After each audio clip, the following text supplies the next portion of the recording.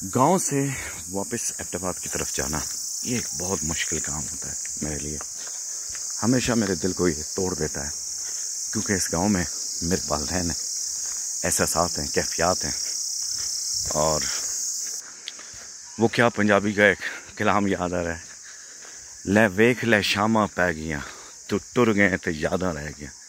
तो बस गांव में हमारी खूबसूरत यादें हैं, बचपन है, वालिदैन है, एहसासात है। और ये जो जगह है यहाँ पे, इस जगह पे कोई दरख्त नहीं था, यहाँ पे हमने दरख्त लगाए और इसको दरख्तों से पूरा ये जंगल बन गया।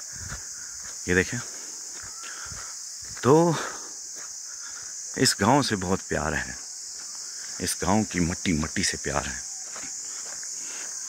ये गांव मेरे एहसासात का तर्जुमान है। और ये सामने जो घर है, माशाल्लाह माशाल्लाह, इस पे सारी ज़िंदगी इसी से दुआ की थी खाना काबा में और उसके बाद फिर घर बनाया था।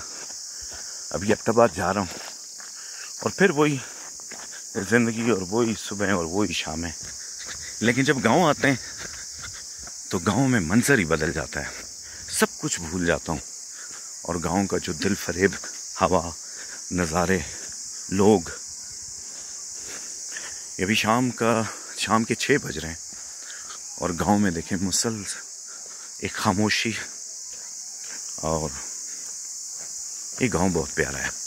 ये सामने मीरा जानी की पहाड़ी और गांव में चहलकदमी, इसका तो अपना ही मज़ा है। और ये गांव का बीच का मंजर दरख्तों से और चश्मों से घिरा हुआ, ये यहाँ की कब्रें। और ये देखें रास्ता, देखें कितना खूबसूरत है, साथ ये पानी का चश्मा और इस चश्मे से पानी का गुजरते हुए जो उसकी छन छना की आवाज़ है वो भी बहुत ज़बरदस्त है। ये कच्चे घर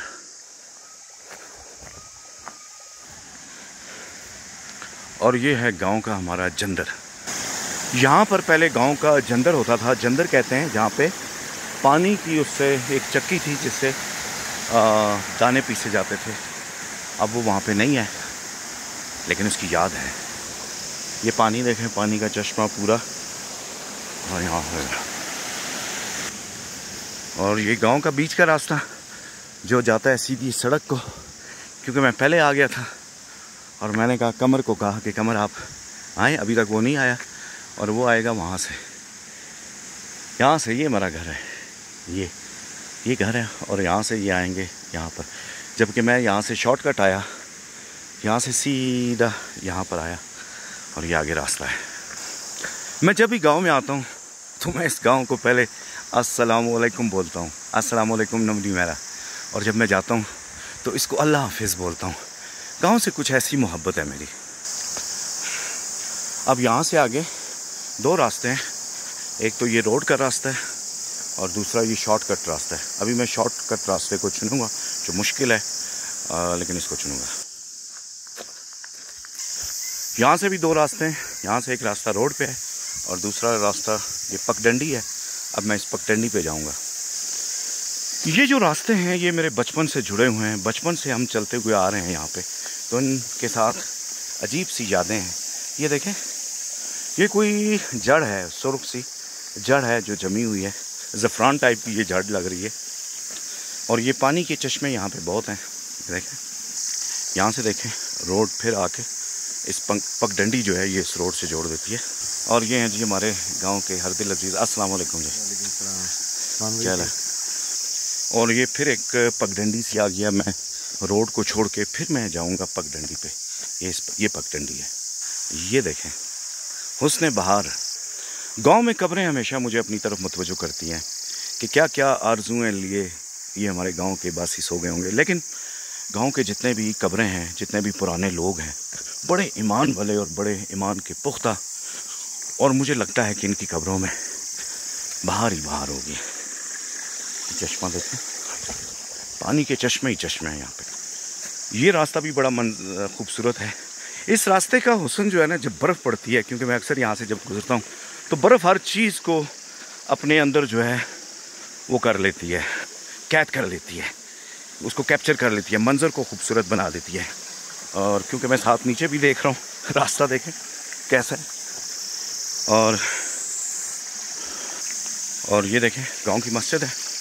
इस मस्जिद में बहुत कम नमाजी होते हैं।